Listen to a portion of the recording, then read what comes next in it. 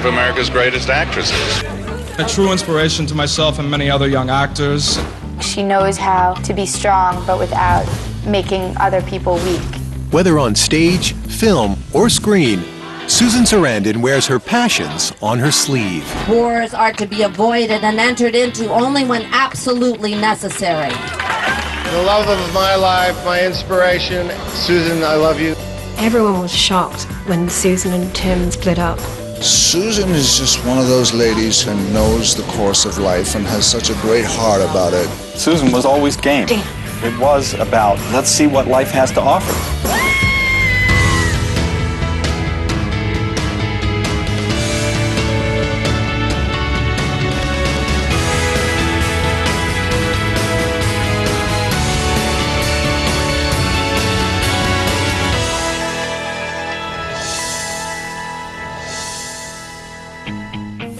Actress Susan Sarandon challenges every expectation of what a woman her age should be. She's sexually insatiable, and I know that the men will identify with that. An extremely busy Academy Award winner who prides herself on playing smart and sexy older women. She played her first grandmother in Lovely Bones and was the sexiest grandmother you've ever seen. In 2010, Sarandon was nominated for an Emmy for You Don't Know Jack, playing a close friend of right-to-death advocate Dr. Jack Kevorkian. When you have bad hair, everyone thinks you're acting up a storm. She also appeared in Wall Street 2, The Money Never Sleeps. But Susan's personal life grabbed headlines in 2010 after she and actor Tim Robbins ended their 23-year relationship. I had asked her, "Do you think you're going to be with Tim forever?" And I was really expecting a romantic answer. And when she said curtly, "I have no idea," I knew there was something wrong. It coincided with the last of Susan's 3 children leaving home and the start of a new chapter in her life. So she's looking for new things, other dimensions of her own personality. She called it repatterning herself. Maybe following none of the rules, I've managed to kind of slide in through the cracks. I don't know. I've done everything wrong, so I guess I'm just lucky. For most of her life, Susan's #1 priority has been family. She was born Susan Abigail Tomlin on October 4th, 1946, at Lenox Hill Hospital in New York City, the eldest child of Lenora and Philip Tomlin. Susan arrived in an era of post-World War II optimism. American soldiers were returning to their families and the promise of new prosperity. Susan's father embarked on a career as a director and producer in the new world of live television. He settled his family in the respectable suburb of Edison, New Jersey. You know, full-scale middle class, just middle America. You know, 1-car garages. If you had a 2-car garage, you were a big deal. Guided by traditional family values and her deep Catholic faith, Lenora became a full-time mother. As the oldest child, Susan helped care for the growing family, becoming a second mom to her 8 younger brothers and sisters. I think Susan's been very maternal to everybody in the family. Being the oldest child, she's looked after everybody and provided guidance to everybody at some time in their life. She didn't want anyone to look bad. She wants to make sure everyone gets their shot. Susan was also a natural leader, especially during family gatherings, which included performing in homegrown shows. She was the director of the Tomlin family pageants and plays. My father had a real flair for the dramatic. He missed his calling in life. He should have been an actor. I'm sure that she gets her flair for the dramatic from my father's side. As a teenager, Susan began rebelling against her strict Catholic education.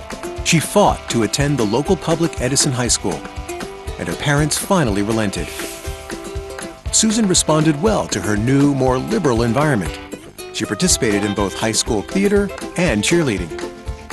Public school also exposed the 16-year-old to new ideas, which sometimes caused friction at home. If Susan's at the left of the political spectrum, my mother's to the right of the political spectrum, they definitely talk about issues. And they don't always see eye to eye, but you got 2 smart people who disagree, and they're both strong-willed people, and as a result, it's lively. In 1964, the high school graduate was eager to leave the Tomlins' conservative home and strike out on her own. But Susan didn't run far. The 18-year-old moved in with her maternal grandparents in Washington, D.C. because funds were tight, and enrolled as a liberal arts major at the Catholic University of America. In no time, she fell for 24-year-old theater student Chris Sarandon. He exposed her to a whole new world of poetry, literature, theater, and romance.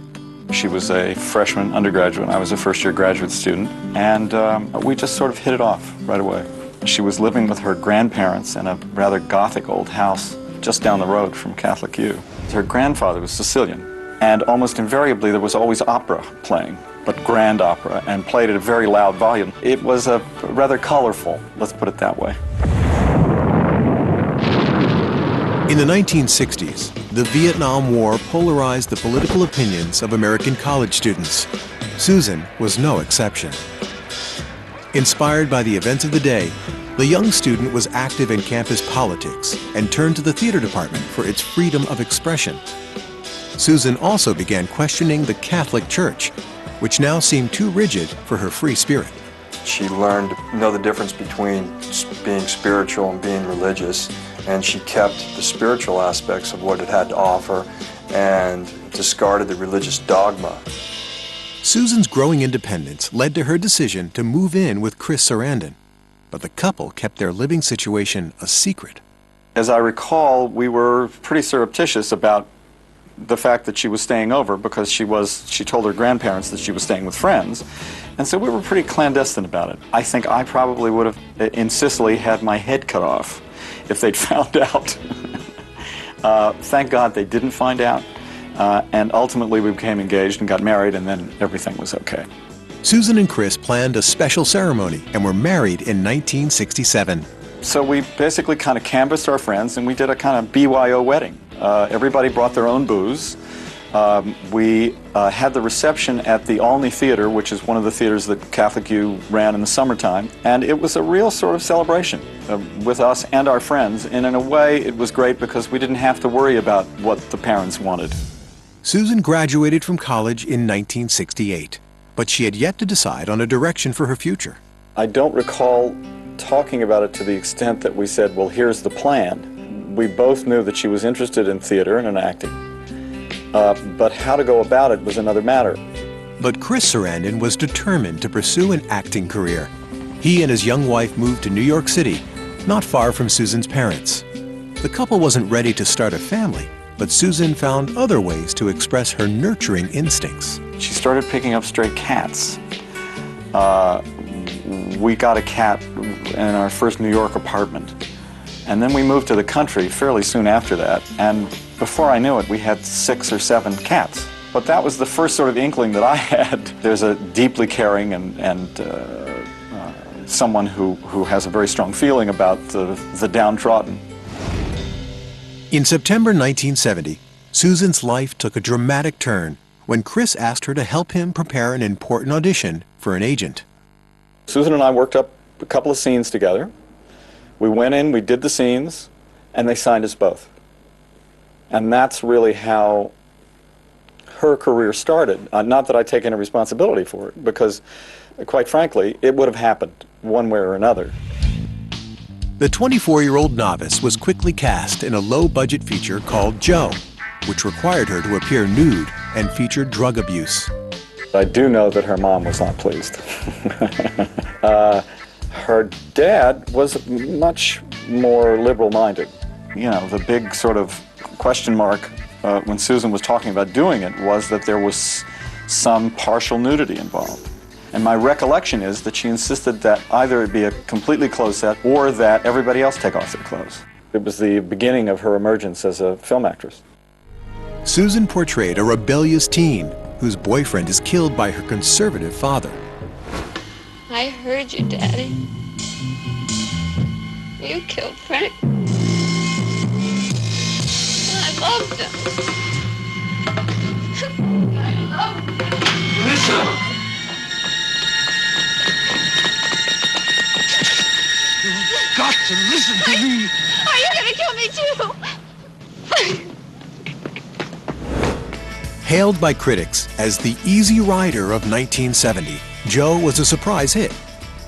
For Susan, Joe opened the door to everything from modest theater productions to television commercials. Hey, check the athlete. Dummy, she's an hour after hour lady. Try 5 miles a day of housework and kids. You'd need hour after hour to help you stay dry. I must walk that much. Oh, well then try hour after hour double dry. Got a special formula that fights wetness mile after mile. She did television commercials, she did soap operas, she did bit parts on sitcoms. You know, everybody looks at her as this famous movie star, but she spent many a year struggling to pay bills and to make it, and it just didn't come overnight. In 1972, Susan made her Broadway debut in An Evening with Richard Nixon, written by Gore Vidal. She had several roles in the play, which received bomb threats for its satiric attack of the U.S. president. My last play was her first play on Broadway. She played about 5 different parts. She was wonderful at every single one. Gore Vidal became one of many artists, writers, and intellectuals in Susan's circle of lifelong friends.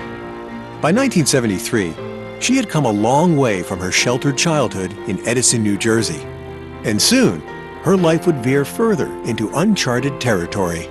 I don't think she really loves the idea of marriage. She doesn't really believe in it as an institution.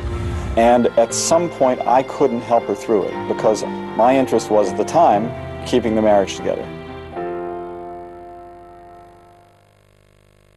In 1974, Susan Sarandon, the East Coast Catholic schoolgirl with no formal acting training, was about to catch a big break. Legendary director Billy Wilder cast her in his remake of the comedy, The Front Page. Flash, exclusive. Here's Front Page News. Jack Lemmon and Walter Matthau in the Comedy School of the Year. The Front Page. Who's that? It's me, Peggy. Peggy who? I didn't forget the taxi downstairs. Well, you might be interested to know the cab driver just proposed to me. And as soon as the meter hits $10, I'm accepting. In 1975, Sarandon's career took another giant leap when she played the romantic ingenue opposite Robert Redford in The Great Waldo Pepper. Faster! Waldo! Not now! Waldo! I got it! They were the best of a precious few. Help me, somebody, please help me! Help me!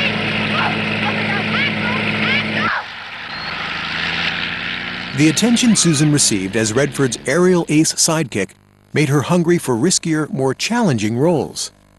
In 1975, the actress agreed to co-star in an outrageous movie musical, The Rocky Horror Picture Show. Based on a rock musical stage play, the film is a gender-bending parody of B-horror and sci-fi classics. Brad, please, let's get out of here. Just a moment, Janet. We don't want to interfere with their celebrations. This isn't the Junior Chamber of Commerce, Brad. As Janet, a straight-laced virgin thrown into a seedy sexual nightmare, Susan spoofed the ingenue roles she kept getting in Hollywood. You must be awfully proud of him, Janet. Well, yes, I am. Do you have any tattoos, Brad? Certainly not. Oh, well. How about you? Thankfully, we got Susan on board that played completely seriously, which is the only way to play it.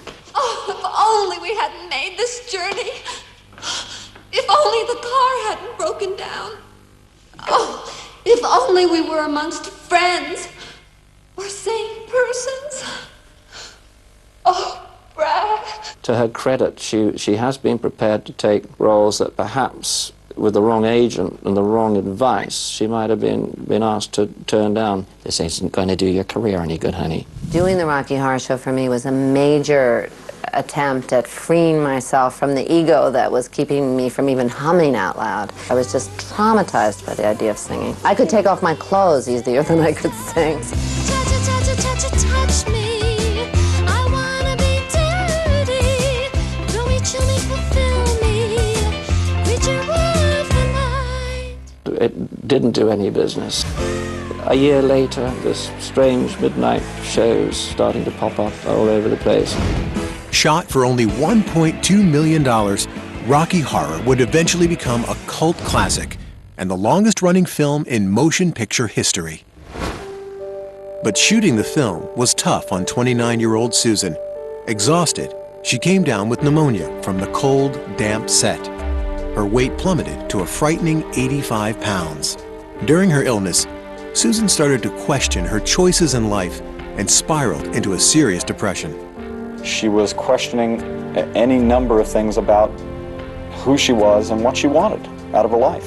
Do I want to have a stable relationship in a house in the country, or do I need to stretch my wings a little bit? And I think in a way she never had a chance to do that. Susan had leapt straight from her sheltered Catholic family into marriage and a fast-paced career. She now longed for a taste of freedom. And at some point I couldn't help her through it because my interest was at the time keeping the marriage together. And so we decided that we would take some time off. Suddenly a year has gone by, or 2 years has gone by, and you're leading another life. People grow apart, and I know that it was an amicable split up, and they were, you know, friends afterwards. In fact, when Susan moved out, I helped her move into her new apartment. There was always a sense of that whatever the issues were between us, that ultimately there was a very strong friendship there. On her own for the first time, Sarandon ignored conventional career strategy and followed her own edgier instincts. Over the next 3 years, she starred in 5 films, including The Other Side of Midnight and King of the Gypsies. None was a commercial hit. She's career-minded in the sense that you won't see her do something just for money. I think she's had many opportunities to sell out, and she's, you know, I mean, how much money do you need? In 1978, Susan met French director Louis Malle. He offered her the lead in his controversial drama, Pretty Baby, featuring 12-year-old model Brooke Shields. Susan played her mother, a prostitute raising the precocious girl in a New Orleans brothel. Nudity was required of both Sarandon and Shields.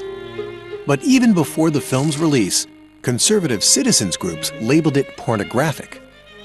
The movie was in no way, I think, gratuitous nor exploitative as far as the subject matter was concerned. It was about this particular milieu, this particular world, and how it actually existed. The storm of controversy grew once Pretty Baby was released. Censors threatened the picture with an X rating and banned screenings from some theaters. Yet the public took notice of Susan's compelling, sophisticated eroticism. Hollywood was eager to capitalize on this new sex symbol, and Sarandon found herself turning down a succession of prostitute roles. After Pretty Baby, Susan began an intense affair with Louis Malle, splitting her time between Paris and New York. She told me that when she first started a relationship with Louis Malle, the whole pattern of that relationship was set in the first 2 weeks. She took care of him. He was the director. He made choices. He had authority. She was the one that facilitated, and she couldn't break the pattern.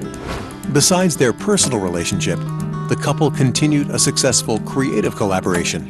In 1980, Malle cast Sarandon in Atlantic City with Burt Lancaster, and once again, she smoldered on screen.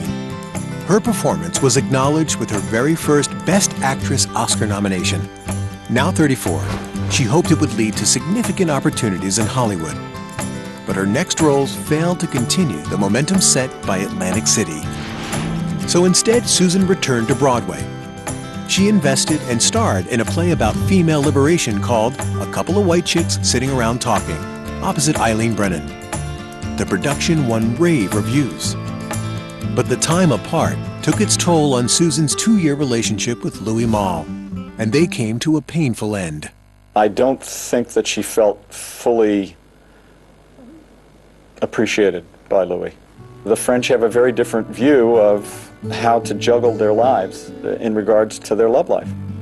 And I think that was frustrating for her. In September of 1980, Louis Malle married American actress Candice Bergen. At age 34, Susan's personal and professional partnership with Malle was over. She once again was on her own. Despite her film successes in the 1970s and 1980, Susan Sarandon's focus was on theater in 1982. She received acclaim for her performance in the off-Broadway drama Extremities, playing a rape victim who turns the tables on her attacker. But the intense physical and emotional demands of the role left Susan with sprained fingers, fractured wrists, and recurring nightmares. Sarandon's passion for her craft was matched by her commitment to a growing number of political causes. The actress jumped at the chance to join a group providing aid to mothers and children in Nicaragua. She cares about people, most of all, and just regular people. So when we were funding an illegal war in Nicaragua, she was involved with a group called Madre that was taking baby food to mothers in Nicaragua, and she went and did that. I mean, Susan went as a woman and a citizen and a person with views and concerns, but she also was the most highly visible person and the first to go to Nicaragua of her peer group. The devastation Susan witnessed every day horrified her. It was heart-wrenching to visit bombed-out daycare centers where children played in abandoned army tanks. Sometimes it's just whether or not you feel you have any choice at all. I mean, I do a lot of the things I do because I really feel I have to. It doesn't mean that I'm not frightened by them, but when presented with another alternative, there is no choice really. And I guess that's just how you come into the world. It's just who you are. Susan would come forward and give a voice to those who don't have a voice, and that really moved me. I was very cynical about stars, very. And really working with Susan changed my whole view. By age 38, Susan was at a crossroad in life. She'd starred in nearly 20 films, but challenging roles were still hard to come by. And now she faced stiff competition from younger actresses. It's no surprise then that Susan jumped at the chance to work outside Hollywood. London, 1982. Susan was on location shooting a low-budget feature called The Hunger with Catherine Deneuve and David Bowie. During filming, she experienced health problems. Doctors diagnosed her with severe endometriosis and told her she could never have children, so she stopped taking birth control pills. In 1984, the actress headed to Italy to star in a TV movie called Mussolini, The Decline and Fall of Il Duce. While filming in Rome, she began a passionate affair with 25-year-old Italian assistant director Franco Amuri. Months later, 38-year-old Sarandon was shocked to discover she was pregnant. Because she was sure that it would never happen. And extremely grateful, I think, and that was the sort of overriding emotion. In April 1985, Susan gave birth to a daughter, Eva Livia Amuri. The first-time mother chose to take a break from acting and be with her new daughter. She's sort of like a general. She goes into battle, and motherhood was going to be the great battle of her life. She was going to pull this one off. And I think that's quite remarkable. Had she done it all when she was 21, 2, 3, it wouldn't be so special. But later in life it is, and that was a great choice. My feeling is that it gave her much more a sense of perspective about, especially this business, which can be a little cockeyed. Susan's first role after her extended maternity leave was in The Witches of Eastwick.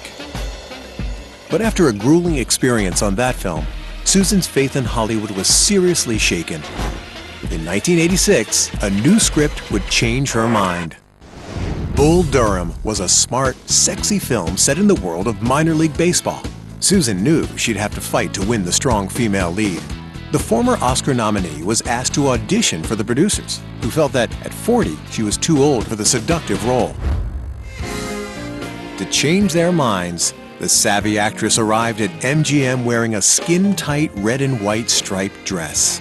She looked pretty great when she came in the door. I think she had these striped things on. I don't know what it was, but she did exactly what any great actress, and why she is great, would do, which was she wasn't going to be given the part, and she was going to come read for it. Tell her if she's too old or not sexy enough for something, well, she knows perfectly well what can be done with lighting and makeup, and what you play. And sexy is something she knows how to do.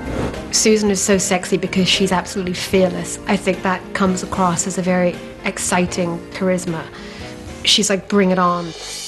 A few months later, Susan was in front of the cameras as the steamy baseball fan Annie. But I still think you should leave. Okay, well, this is the damnedest season I've ever seen. I mean, the Durham Bulls can't lose, and I can't get laid. As really the woman in our movie, she was surrounded by a bunch of guys and made everybody feel comfortable immediately. Made everybody on the set feel like they had a chance, with her when no one did. She just has that kind of quality. Co-starring with Susan was newcomer Tim Robbins. Their on-screen chemistry was undeniable. I give up. Come on, let's go inside and make love and fall asleep until it's time to go to the ballpark. Or we could just take all that sexual energy and kind of hold on to it for a few hours and then rechannel it into your pitching tonight. Bull Durham was a huge success, catapulting Susan into the top tier of bankable female stars.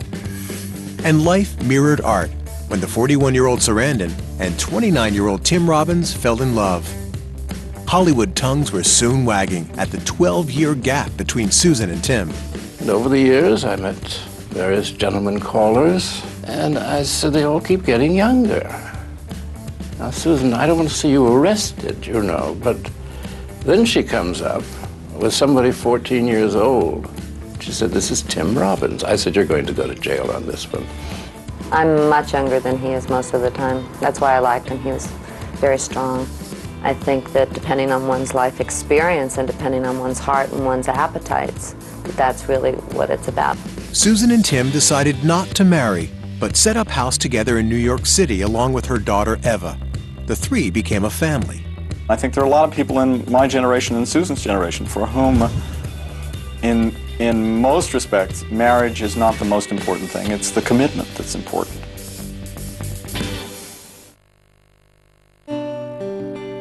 In 1989, Susan Sarandon was delighted to learn she was pregnant a second time. She and Tim Robbins looked forward to the birth of their first child together. With Tim Robbins by her side, Susan spoke at a rally sponsored by the National Abortion Rights Action League. The actress believed her pro-choice message was more powerful coming from a pregnant woman. Few decisions are more personal and intimate, more properly private, or more basic to individual dignity and autonomy than a woman's decision, with the guidance of her position and within the limits specified in Roe, whether to end her pregnancy. A woman's right to make that choice freely is fundamental. Later that year, the couple welcomed the birth of son Jack Henry. She loves her kids, you know, and she's with her kids. She's there with them, and she pays a lot of attention to each one and what their needs are and what their development is. And she loves being a mom. She loves it. The bold star chose again to take time off to be with her newborn. Susan was fully aware that another absence could destroy the career momentum she'd worked so hard to achieve. There's always the sense in anybody's life that if you take time out and you've got momentum, that things are going to change. But one has to have the confidence, and I think that's probably what is the case with Susan, that if it was there when you left, it'll be there when you get back. And that there are more important things in life than the next movie. Returning to work after her second maternity leave, Susan made 4 films in 2 years, including The January Man and White Palace. None approached the success of Bull Durham.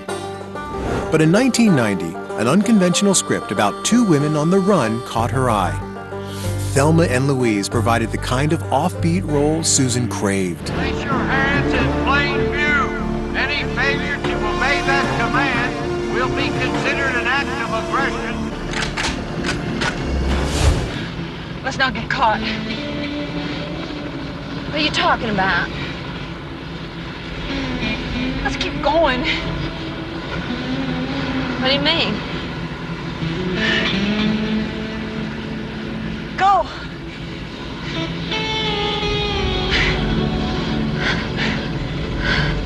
You sure? Yeah. Get it.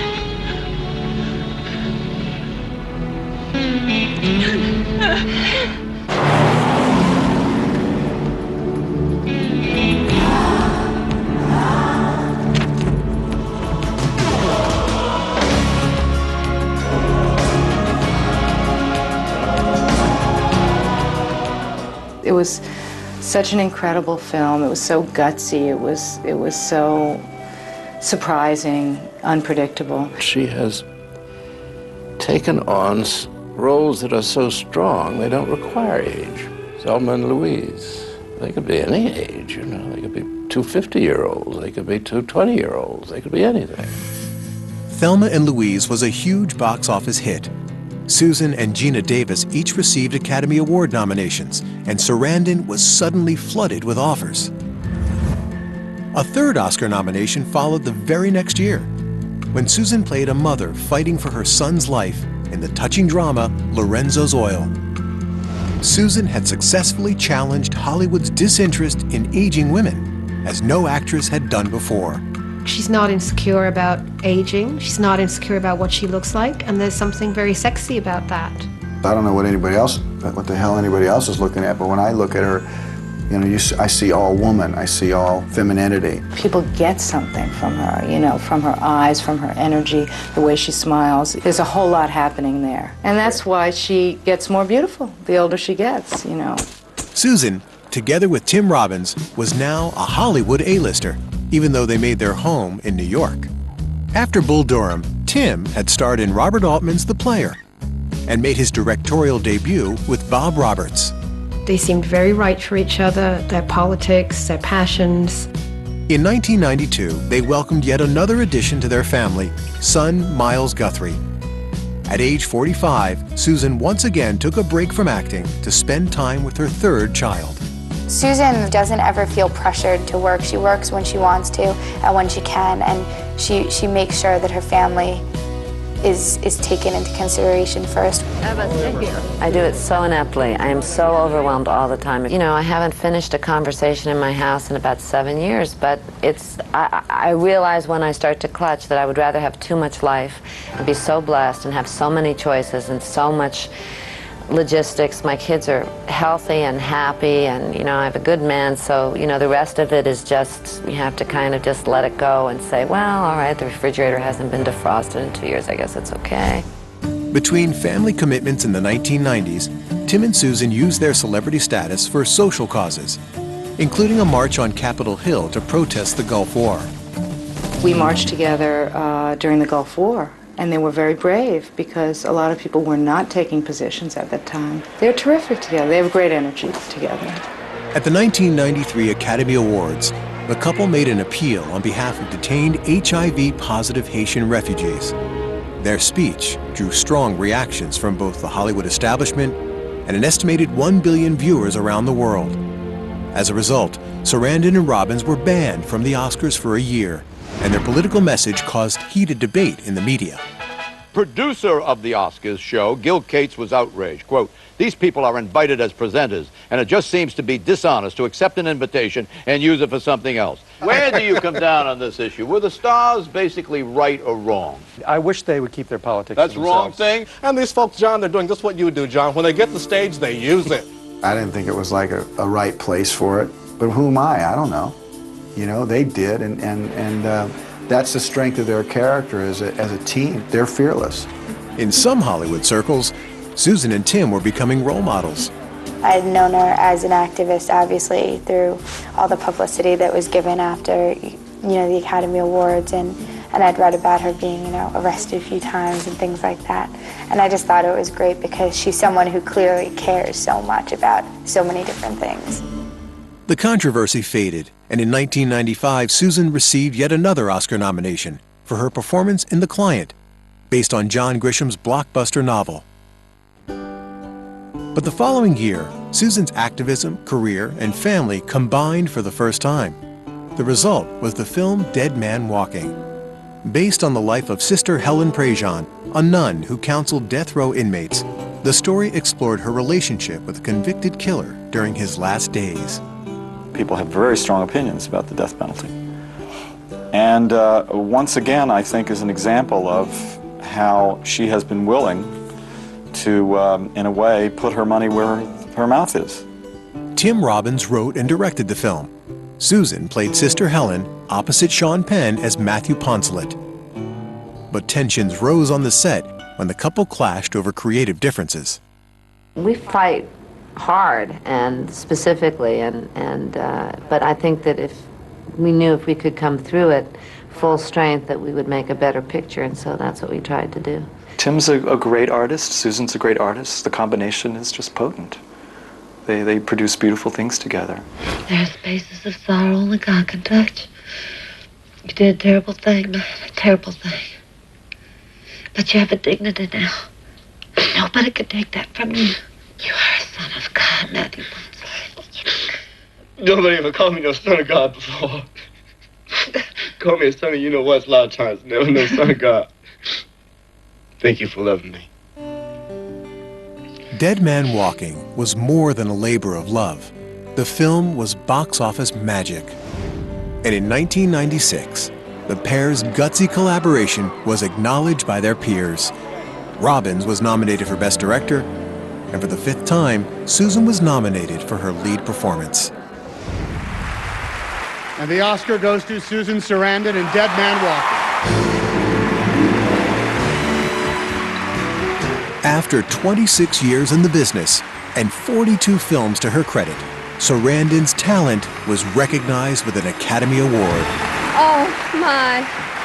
Thank you, members of the Academy, for including me in the fine presence of these other great actors, and for giving me this opportunity to thank people that are so dear to my heart for making this happen. To my kids, Eva, Jack Henry, and Miles, thanks for being such good sports and who were in the movie and did a great job. And finally, to my partner in crime and in all things of the heart, the writer, the producer, the director, the spirit, Tim Robbins.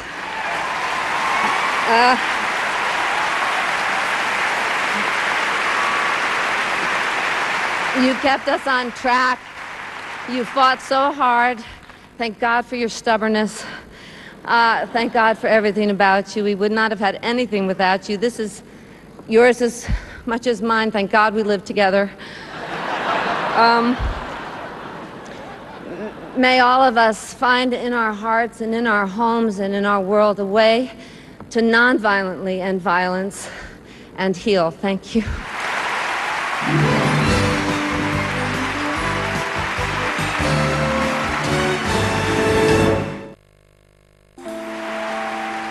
In 1996, Susan Sarandon achieved a mythic Hollywood status, an actress at the height of her career at age 50 and a working mother. She's over 50? Oh man, I didn't know that. Yet the nature of Susan's roles had begun to shift.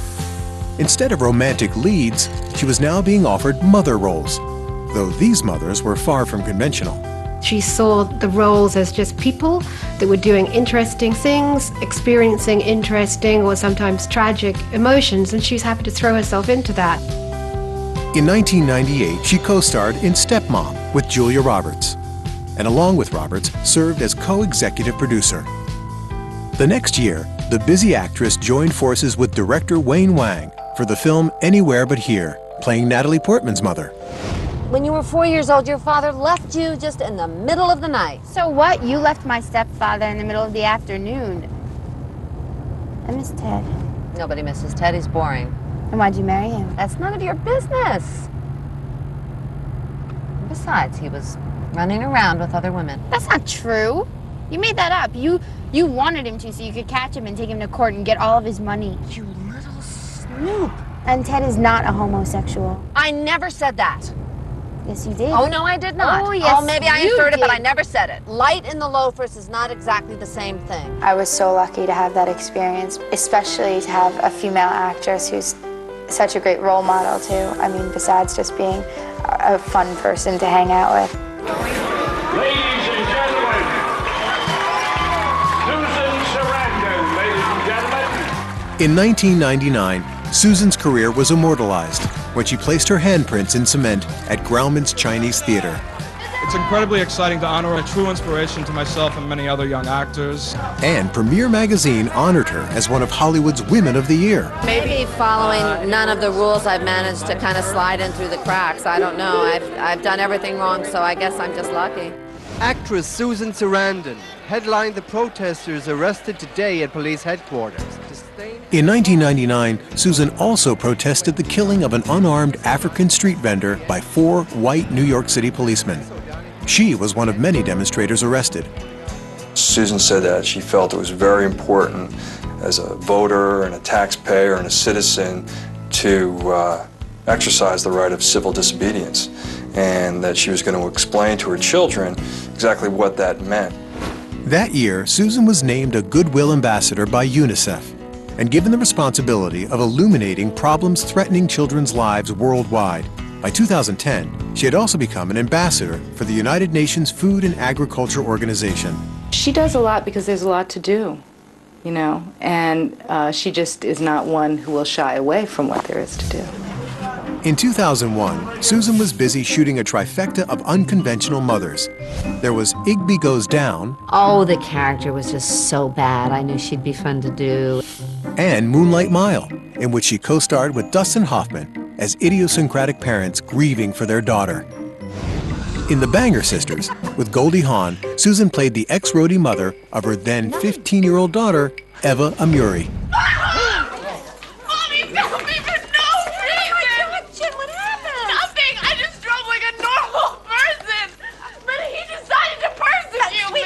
You ran a red light, honey. Yeah, right. As if I'd do that on a test? More film and TV roles would ensue for Eva, who followed her mother into the family business. Then, on 9/11, Susan and her family were shaken, like millions of other New Yorkers. When the U.S. subsequently invaded Iraq, Susan and Tim publicly questioned the decision. Wars are to be avoided and entered into only when absolutely necessary. The inevitable backlash came later in 2003, when the president of the U.S. Baseball Hall of Fame canceled the 15th anniversary celebration of the film Bull Durham because of Susan and Tim's anti-war statements.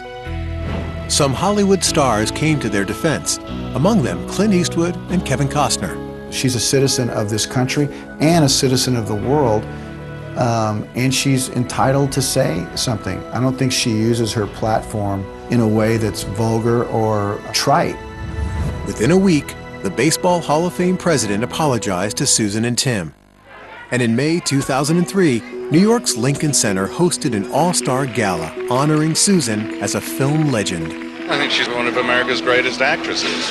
For her, it's about pushing boundaries, not accepting limitations and trying to fit in. It's about not fitting in. I think she's brave enough to throw any trappings of a career away over an issue. Soon after, the Brooklyn Academy of Music also supported Sarandon and Robbins with a special screening of Bull Durham. Despite her controversial opinions, Susan's professional momentum never slowed. In 2004, she appeared in 3 movies, including Shall We Dance as Richard Gere's wife, and as the ultimate cougar in Alfie with Jude Law. In 2005, she starred in multiple film and TV projects, including HBO's docudrama Bernard and Doris, about the real-life relationship between billionaire heiress Doris Duke, played by Susan, and her butler, played by Ralph Fiennes. In 2007, Susan appeared in mother roles 4 more times. In the Disney smash hit Enchanted, she played the evil stepmother queen Nerissa. The film became her biggest box office success to date. The next year, she had a supporting role in the live-action anime film Speed Racer. Between projects, Susan and Tim made personal appearances endorsing U.S. Democratic presidential candidate John Edwards. They were prominent supporters until Edwards' campaign self-destructed in 2008 with the revelation he had cheated on his wife. Tim and Susan ultimately threw their support behind Barack Obama. I'm very pleased to be part of his life and to be part of his creative life. In October 2008, Susan's longtime partner, Tim Robbins, finally received his star on the Hollywood Walk of Fame. The love of my life, my inspiration, Susan, I love you. She would say how she never rowed with him, how happy she was, and what a modern thinking man he was. All of these amazing compliments. 2008 found Susan hard at work on 3 more films, including The Greatest, with co-star Pierce Brosnan. Susan is just one of those ladies who knows the course of life and has such a great heart about it. At the start of 2009, Susan was 62. 2 of her children, Eva and Jack Henry, had already left home to start their own lives. Only her youngest, Miles, remained at home, finishing his last year of high school. Change was in the air. There is an opportunity that she sees as a positive thing. She wants to keep on finding new things, new people, new relationships, new everything. In March of 2009, Susan returned to the New York stage for the first time in over 25 years. Co-starring with fellow Oscar winner Jeffrey Rush and Lauren Ambrose, she appeared in Ionesco's absurdist comedy, Exit the King. Exit the King is basically a meditation on death. Thinking about mortality does make you think, if I'm not going to change my life now, when am I? During this period in the summer of 2009, Susan and Tim Robbins quietly separated, unknown to the rest of the world. Meanwhile, professionally, she was appearing in 3 more films, playing an outrageous grandmother in The Lovely Bones, directed by Peter Jackson. I think she wanted it to be the anti-granny. It was the sexiest grandmother you've ever seen. Then co-starring with Michael Douglas in Wall Street 2, Money Never Sleeps. But the project close to her heart was You Don't Know Jack, an HBO biopic about right-to-death doctor Jack Kevorkian, starring Al Pacino as Kevorkian and Sarandon as his terminally ill friend, Janet Good. When you have bad hair, everyone thinks you're acting up a storm. The same year, Susan helped launch a very different venture, a ping-pong nightclub in New York's Flatiron District called Spin. Susan became one of 4 co-owners in the club, a magnet for celebrities, hard and soft-core table tennis players, and even children. You don't have to be a millionaire to play it. You don't need equipment. You don't need training. You don't need an education. You just have to be present and very much keep your eye on the ball, which is something that she's always done. Spin has since hosted pop-up venues in Los Angeles and Miami, and opened new clubs in Milwaukee, St. Petersburg, and Toronto, with plans for future international locations. But by the very end of 2009, Susan and Tim, after months of living apart, decided to go public about their separation. 23 years after it started, their relationship reached its end. I think people were very upset when they broke up, because if a couple that good and that happy are not going to make it, who is? Both refused to discuss the split. Susan also denied the rumors she was dating someone else, a young business partner in Spin. Although there were rumors about Tim with other women, the rumors about Susan were the ones that really circulated fast and all seemed more likely. As she approaches an age where most people contemplate retirement, Susan Sarandon is now running full steam away from it. She said that she never wanted to give up. She wanted to be the oldest living actor that ever existed. And she continues to reach out to young audiences with irreverent cameos in shows like 30 Rock with Judah Friedlander. She has been prepared to take roles that perhaps with the wrong agent and the wrong advice she might have been asked to turn down. She's challenging herself and others to redefine what a rewarding life is all about. She's not going to settle for less of life. She's not going to settle for what a movie star is supposed to do, whatever that is. I think that's the great thing about her. She's constantly evolving. She carries with her such a life force that's really extraordinary. She's magic on every level. I know this sounds outrageous because who could be like this, but she really is like that. I love you back.